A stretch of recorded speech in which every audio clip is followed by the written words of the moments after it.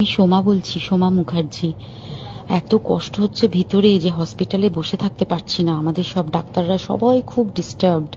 আজকে তো ওপিডি বন্ধ রাখা হয়েছে। তোরা জানিস সমস্ত ঘটনা শুনলাম, যা যা মানে সত্যিকারের ঘটনা, যেটা আরজি করের ভিতরের যে ডাক্তার তারা তাদের বন্ধু বান্ধব মারফত এটা ছড়িয়ে মানে এসছে আমাদের কাছে। অ্যাকচুয়ালি যেটা ঘটেছে সেটা হচ্ছে, আমি শুনে তো মানে বিশ্বাস করতেও নিজেকে কেমন লাগছে রে।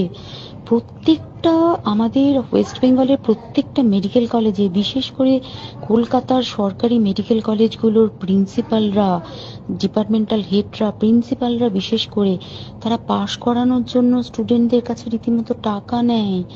যেসব স্টুডেন্টরা, ইন্টার্নরা, পিজিটিরা যারা ভালো করে ক্লাস করে না বা থিসিস তারা জমা দেবে, পিজিতে তো থিসিস জমা দিতে হয়, তো যারা MBBS final year final pass করবে না সাপ্লি পাইয়ে দেবে, ইন্টার্নের কমপ্লিশন দেবে না, ইন্টার্ন হওয়ার পর কমপ্লিশন না দিলে তারা রেজিস্ট্রেশন নাম্বার পাবে না, এই সমস্ত ভয় দেখিয়ে টাকা পয়সা নেয়। সমস্ত জায়গাতেই এটা আছে।